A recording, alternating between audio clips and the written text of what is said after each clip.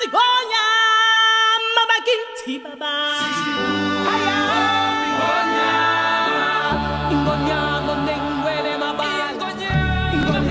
ევროპულისგან განსხვავებით ამერიკაში საბავშვო თეატრს ყოველთვის მიჯნავდნენ პროფესიული თეატრისაგან და უფრო საგანმანათლებლო და სოციალურ სფეროებს მიაკუთვნებდნენ. აწლეულების განმავლობაში იგი ყალიბდებოდა როგორც ერთგვარი სხვა დარგი, თეატრი და თან არათეატრი და ძირითადად მიზნად ისახავდა ბავშვებში გარკვეული ქცევების ჩანერგვას, სოციალური უნარების განვითარებას. მოიაზრებოდა როგორც ბავშვებისათვის შესაფერისი გასართობი და განათლების მიღების ერთ-ერთი გზა. ამერიკული საბავშვო თეატრი ძალიან დიდწილად არის დამოკიდებული სკოლებზე და საგანმანათლებლო დაწესებულებებზე. და ასე ვთქვათ, ირიბად ემორჩილება მათ ცენზურას, რადგან რაც არის დაკვეთა, ძირითადად ასრულებენ ამ დაკვეთას, ასე ვთქვათ. ანუ ისინი თავისუფლები არ არიან რეპერტუარის შერჩევაში. რა თქმა უნდა, ეს არ ეხება აბსოლუტურად ყველას. რა თქმა უნდა, არის რაღაცა კერძო თეატრები, რომლებიც თავიანთ ლაბორატორიულ შემოქმედებით სამუშაოს ეწევიან, მაგრამ ძირითადად მასიურად საბავშვო თეატრებს აქვთ დაკვეთები სკოლებიდან და ეს არის მაინც უფრო ერთი და იგივე რეპერტუარი. უკვე კარგად ნაცნობი მშობლებისთვისაც, პედაგოგებისთვისაც, ნაცნობი ნაწარმოებები და რა თქმა უნდა, ახლა ეს შემოქმედებითაც ცოტა ამუხრუჭებს, ასე ვთქვათ, საბავშვო თეატრის განვითარებას. ძირითადად ეს არის მიუზიკლები, ზღაპრები, რომლებშიც რა თქმა უნდა, ცუდი არაფერი არ არის, ძალიან კარგია, კონკია, ზოზის ჯადოქარიც და მეფელომიც. თუმცა სულ აი ამის კეთება მუდმივად, რა თქმა უნდა, ცოტა ჩარჩოებში აქცევს საბავშვო თეატრს. რასაც ვერ ვიტყვით მაგალითად ევროპულ საბავშვო თეატრზე, რადგან იქ თავისუფლების რაღაცა ძალიან დიდი დიაპაზონია. იცით ამით გითხოთ, აი ამერიკაში შეიძლება განხორციელდეს ისეთი სპექტაკლი, როგორც არის დედაშვილი და ნაგავი? შეიძლება განხორციელდეს, თუმცა როგორ მიიღებს საზოგადოება არავინ იცის. შეიძლება ძალიან მკაცრადაც არ მიიღონ, შეიძლება საერთოდ არ მიიღონ. რადგან არის რაღაცა გარკვეული რამდენიმე შემთხვევა, რამდენიმე პიესა, რომელიც აბსოლუტურად მიუღებელი აღმოჩნდა ამერიკული საზოგადოებისთვის და პირდაპირ აიკრძალა. გარდა ამისა, საერთოდ ძალიან ბევრს საუბრობენ ამერიკული თეატრის მკვლევრები იმაზე, თუ რა არის ტაბუ ამ სფეროში, რაზე არ შეიძლება ლაპარაკი და რაზე შეიძლება საუბარი სცენიდან. რა თქმა უნდა, როდესაც რეჟისორს აი ესე ბეწვის ხიდზე უწევს გავლა, რომ აი ხა მე ამ თემას შევეხო თუ არ შევეხო, ამაზე ვილაპარაკო თუ არ ვილაპარაკო, რა თქმა უნდა, რაღაც მომენტში შეიძლება მას ურჩევნია, რომ ისევ ის მეფელომი და კონკია და რაპუნცელი დადგას და რაღაც გარანტირებული დაუშვათ 50 სპექტაკლი კონდეს წინასწარ, ვიდრე ექსპერიმენტებს მიჰყოს ხელი და სარისკო შემოქმედებით კომპრომისზე წავიდეს, ასე ვთქვათ. საქართველოში პროფესიული საბავშვო თეატრის დაბადების ათვლის წერტილია 1927 წლის 18 აპრილი. მოზარდ მაყურებელთა რუსულ თეატრში ჰაიავა და იროკეზების ბელადი დაიდგა. ქართულ მოზარდ მაყურებელთა თეატრმა პატარა მაყურებელს კარები 1928 წელს სპექტაკლ რობინ ჰუდით გაუღო. თეატრს სათავეში ჩაუდგა ალექსანდრე თაყაიშვილი, რომელიც რამდენიმე აწლეულის განმავლობაში იყო ამ თეატრის უცვლელი ხელმძღვანელი. მანამდე არ არსებობდა არც საბავშვო პიესები, საბავშვო რეპერტუარი, არ არსებობდა ამ ხრივ დაუშვათ პროფესიული განათლება, ხო? პირველი თაობის, მოზარდის პირველი თაობის მსახიობები იყვნენ ან მოყვარული მსახიობები სახალხო თეატრებიდან წამოსულები, რამდენიმე მათგანი, მაგალითად გოგუცა კუპრაშვილი იყო მარჯანიშვილის და ახმეტელის მოსწავლე და მან გადაწყვიტა, რომ საბავშვო თეატრში გაეგრძელებინა თავისი კარიერა და ძალიან მნიშვნელოვანი კვალიც დატოვა. ვინაიდან არ არსებობდა საბავშვო დრამატურგია, მეტწილად პროზაული ნაწარმოებების გასცენიურება ხდებოდა. ითარგმნებოდა ბევრი რუსული პიესა. ხშირად იდგმებოდა ის, რაც იდგმებოდა ლენინგრადის და მოსკოვის საბავშვო თეატრებში. თუმცა ნელ-ნელა ქართული მოზარდ-მაყურებელთა თეატრის რეპერტუარი გამრავალფეროვანი და მაგალითად ქართული ისტორიული პიესებით უფრო მეტად, ეს იყო დაუშვათ პატარა კახი, მაგალითად სურამის ციხე, რომელიც ესეთი საეტაპო მნიშვნელობის სპექტაკლად იქცა მოზარდ-მაყურებელთა თეატრისთვის. რა თქმა უნდა, იდგმებოდა ესეთ საბჭოთა კომუნისტურ ესეთი იდეოლოგიით განსჭვალული პიესები, მაგალითად რაღაცა სტალინთან დაკავშირებული ან რაღაცა რევოლუციურ თემებზე, რის ნახვასაც აიძულებდნენ ბავშვებს, თუმცა როგორც მე ვხვდები, ისინი სიხარულით უყურებდნენ ამ სპექტაკლებსაც, რადგან დიდი არჩევანი არც ჰქონდათ მათთვის, ეს იყო სიახლე, ეს იყო საინტერესო, სპეციალურად მათთვის განკუთვნილ თეატრში, მათთვის დადგმული სპექტაკლი, ალბათ იმ პერიოდის ბავშვებისთვის ეს ძალიან მნიშვნელოვანი იყო.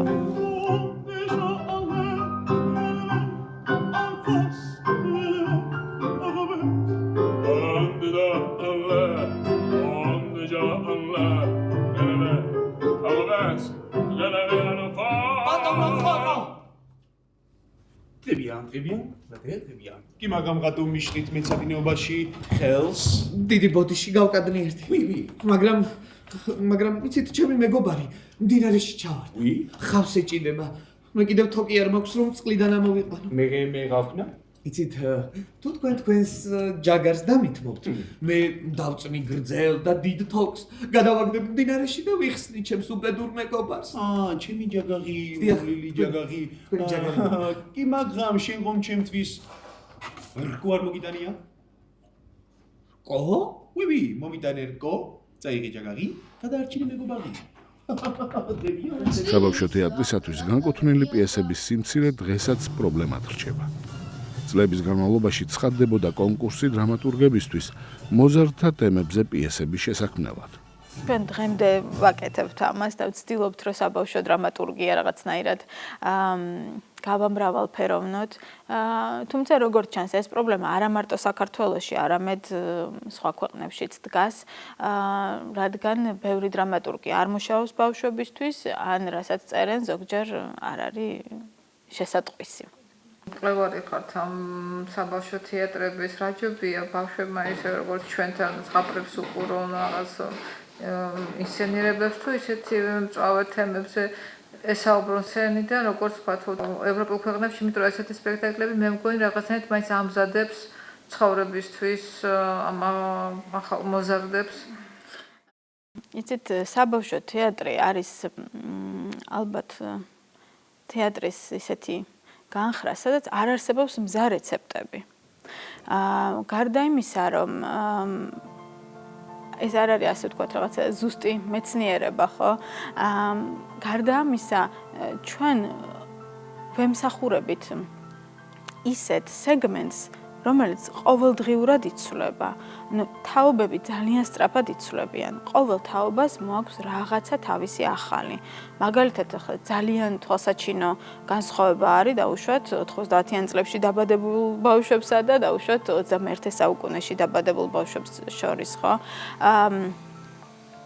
მე ვფიქრობ, რომ უნდა იდგმებოდეს ზღაპრებიც აუცილებლად, რაღაცა კლასიკური ლიტერატურაც აუცილებელია, რა თქმა უნდა, მაგრამ საბავშვო თეატრი და ნებისმიერი თეატრი უნდა იყოს დროის და თავისი მაყურებლის თანადროული.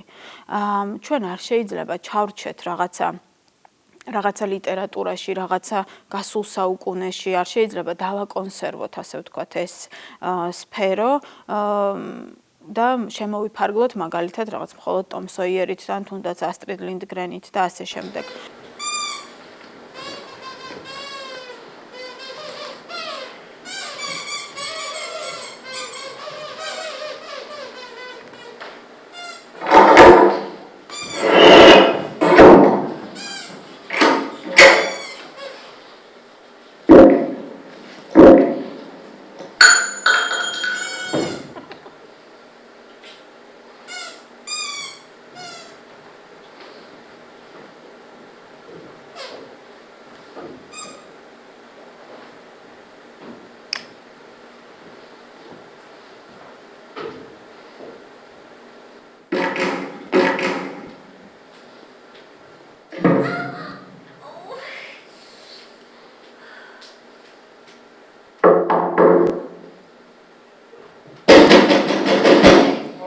დღეს თანამედროვე ლიტერატურა არის ძალიან მრავალფეროვანი, როგორც დაუშვათ პროზაული ნაწარმოებები, ხო, ძალიან ბევრი რამე ითარგმნება.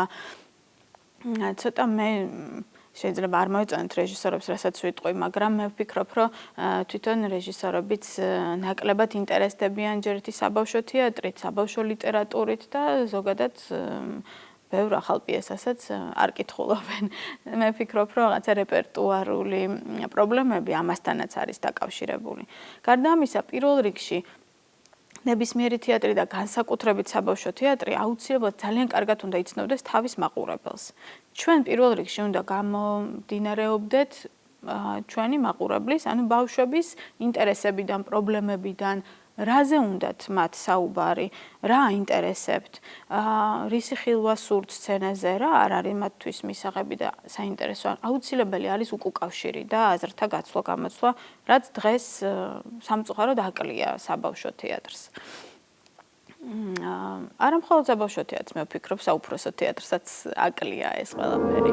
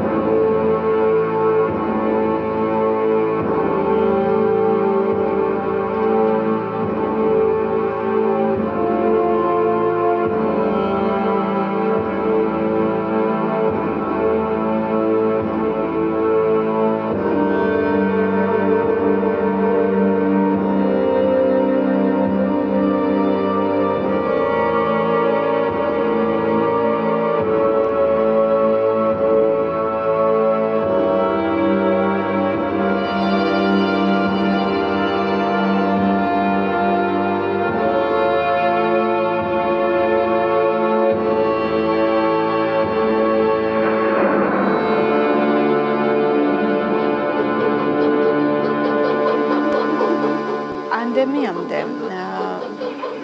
თეატრს ჰქონდა ესეთი ექსპერიმენტული სივრცე, ან მოზარდ მაყურებელთა თეატრში არის დიდი დარბაზი, მცირე დარბაზი, სადაც ჩვენ ახლა ვიმყოფებით და ასევე არის ექსპერიმენტული სცენა, ეს არის სივრცე, სადაც ნამდვილად ძალიან ბევრი საინტერესო პროექტი ხორციელდებოდა.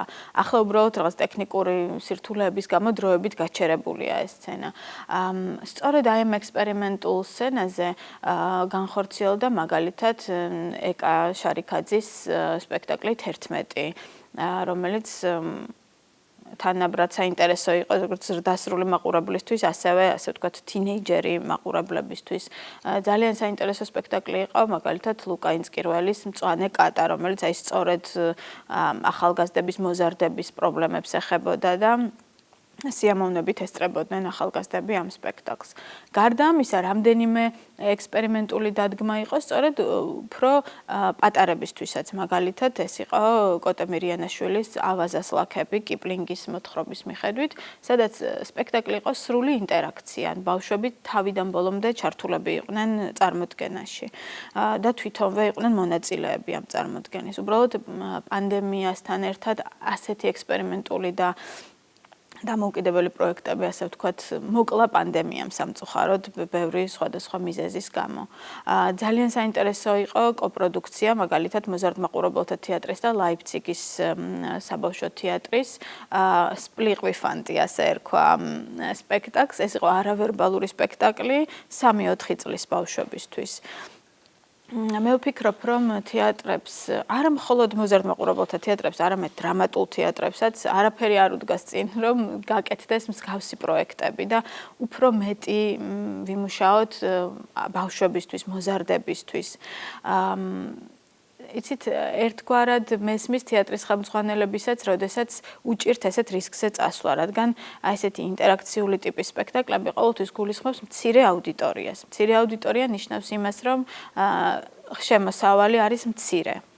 ამიტომ ეს არის ერთგვარი ფუფუნების საგანი, რომ თეატრს კონდეს დაუშვათ სპექტაკლი, სადაც დაესწრება მხოლოდ 20 მაყურებელი, 30 ბავშვი, ხო?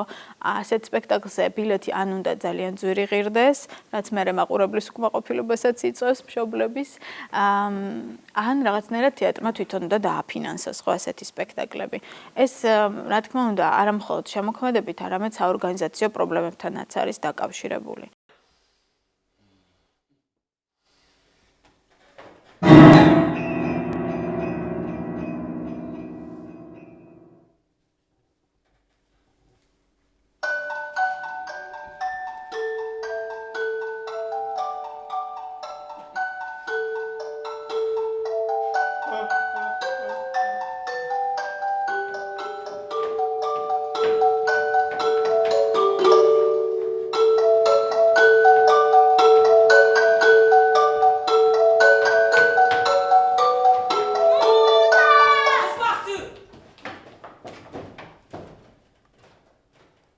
თუმცა მე ვფიქრობ, რომ დღეს უკვე თანამედროვე ეპოქაში ბავშვებისთვის და მოზარდებისთვის მუშაობა, ასე ვთქვათ, შემოქმედებითი მუშაობა, ეს არ არის მხოლოდ მოზარდ მაყურებელთან თოჯინების თეატრის ფუნქცია.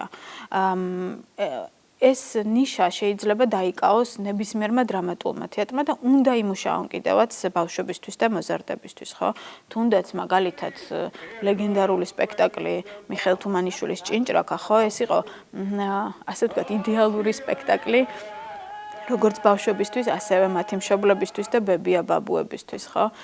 ეს იყო რაღაცნაირად მრავალშრიანი სპექტაკლი, სადაც ყველა შრეზე რაღაცა თავისი მაყურებელი ყავდა, ხო? ყველა შრეს.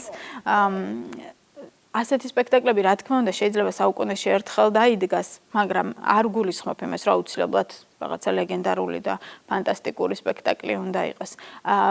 ახალგაზრდებისთვის და ბავშვებისთვის თეატრმა უნდა იმუშაოს არა მხოლოდ ახალი წლის დღეებში, არამედ მთელი წლის განმავლობაში. პირველ რიგში იმისთვის, რომ თვითონვე გაზარდოს თავისი მაყურებელი, როდესაც ბავშვი დადის თეატრში დაუშვათ 5-6 წლის ასაკიდან, მას უმუშავდება ჩვევა, მოთხოვნილება, თეატრში მოქცევის წესებს გამოიმუშავებს, ძალიან ბევრ ისეთ უნარს სწავლობს, რასაც ოჯახში ვერ ისწავლის ნამდვილად.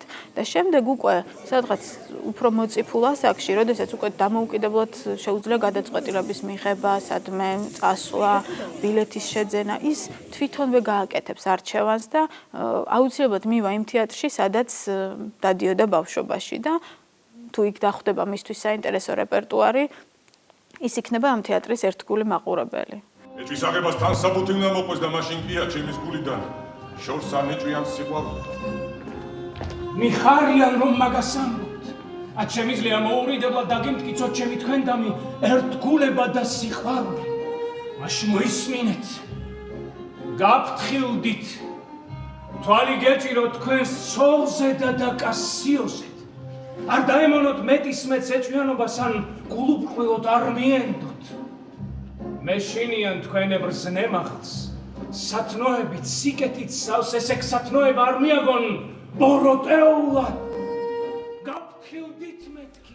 საზოგადოებაში რატომღაც არსებობს მარგინალიზებული მოსაზრება, რომ საბავშვო თეატრი გარკვეულწილად არასერიოზული, ნაკლებად პრესტიჟული, შემოქმედებითი ორგანიზაციაა, რომ საბავშვო წარმოდგენის დადგმა სულაც არ არის ისეთი სირთულის მხატვრული ამოცანა, როგორც მაგალითად სხვა დრამატულ თეატრში ეგრეთ წოდებული საუფროსო სპექტაკლის შექმნა.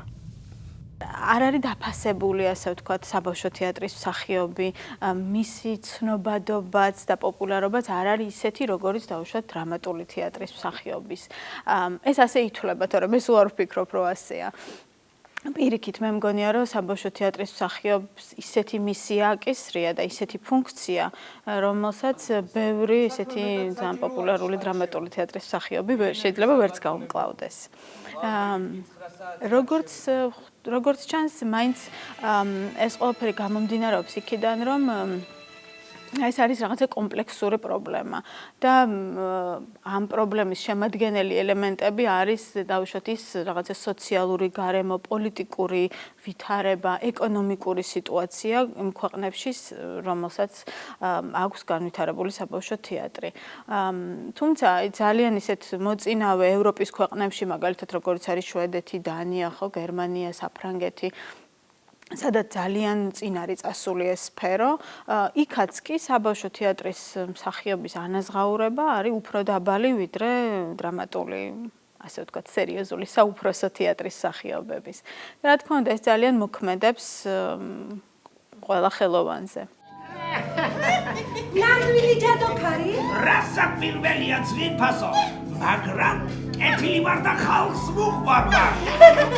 მე კი ყველა ჯადოქარი ავი მეგონა. აქ ნამდვილად შეგშრია ძვირფასო. ვინაიდან ოსის მთელს ქვეყანაში 4-4 კუდიანი გაიყო. თავდაპირველად საიდან წამოვიდა ხო საბავშვო თეატრი?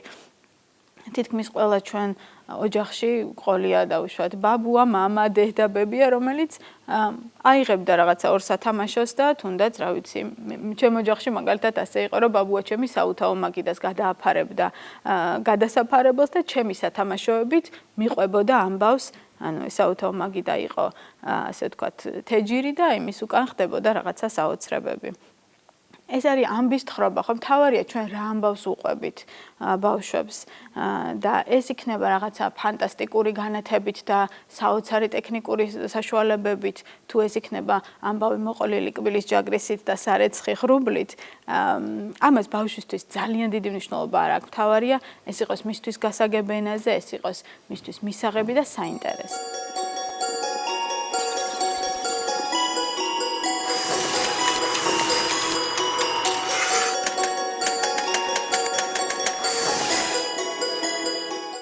საბავშვო და საყმაწვილო თეატრების სფეროში ყველაზე დიდი და ავტორიტეტული საერთაშორისო ორგანიზაცია ასიტეჟი, რომელიც 1965 წელს დაფუძნდა და მიზნად ისახავს საბავშვო თეატრების ან მასთან დაკავშირებულ ორგანიზაციათა ინდივიდუალურ პირთა გაერთიანებას. მასში 80-ზე მეტი წევრი ქვეყანაა, მათ შორისაა საქართველოც. ეს არის უზარმაზარი ქსელი, სადაც თავმოყრილი არის სოფლიოს ყველა კუთხიდან საბავშვო თეატრები, ყველა კონტინენტიდან. ეს არის ქსელი, სადაც არიან გაერთიანებული დრამატურგები, რეჟისორები, მსახიობები, თეატრის თეორეტიკოსები თუ პრაქტიკოსები, საბავშვო თეატრში მომუშავე. რა თქმა უნდა, თოჯინების თეატრსაც მოიცავს გარკვეულწილად, თუმცა თოჯინების თეატრის ასეთივე დიდი ორგანიზაცია არსებობს უნიმა, სადაც მეთოჯინეები არიან გაერთიანებულები. ჩემთვის ძალიან საინტერესო იყო, როდესაც აღმოვაჩინე, რომ ასიტეჟის ქოლგის ქვეშ არსებობს კიდევ ჩემნაირი ადამიანებისთვის ორგანიზაცია, ანუ საბავშვო თეატრის მკვლევრების გაერთიანება არსებობს, რომლებიც პერიოდულად იკრიბებიან სხვადასხვა ქვეყანაში, ეს როგორც წესი არის ხოლმე საბავშვო ფესტივალებთან მიბმული ეს კონგრესები თუ სემინარები, კონფერენციები და ჩვენ ერთმანეთს ვუზიარებთ ხოლმე ჩვენს ქვეყნებში არსებულ პრობლემებს, წარსულს, აწმყოს, თუ მომავალზე ვსაუბრობთ. ეს არის ძალიან დიდი სფერო, რომელსაც მაგალითად ქართული თეატრი ძალიან ნაკლებად იცნობს და ვცდილობ, რომ მეტი ნაბიჯი გადავდგა ამ მიმართულებით და გავაცნო ქართული თეატრის ქართულ თეატრში მომუშავე ხალხს საბავშვო თეატრი, მსოფლიო საბავშვო თეატრი და პირიქით მსოფლიოს სხვადასხვა ქვეყანაში გავაცნო ხალხს ქართული საბავშვო თეატრი, იმიტომ რომ უამისოდ შეუძლებელია განვითარება. ავყიდით ბილეთებს არ ინერვიულობ. ხო? ხო. გინდა ბანკში წავიდეთ და იქ გავყიდოთ? ხო. ხო. წერა-კითხვის გამავრცელებელ საზოგადოებაში შევიხედოთ. ხო? ხო, გავყიდით ბილეთებს არ ინერვიულობ. აბა, იყიდეთ ბილეთი? აუცილებლად უნდა იყიდოთ ბილეთი. ძალიან გთხოვთ, იყიდეთ რა ბილეთი. ბატონო, გთხოვთ, იყიდეთ რა ბილეთი, ძალიან გთხოვთ. იყიდეთ რა ბილეთი, ძალიან გთხოვთ, იყიდეთ რა ბილეთი, აი. ფრთხილად. არაფერია.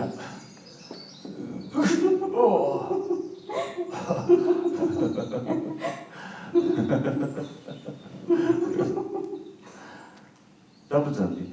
გმადლობთ.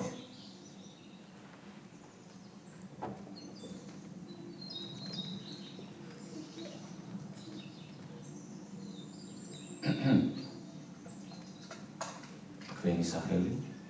მარგარიტა ყაფლანიშვილი გახლავართ.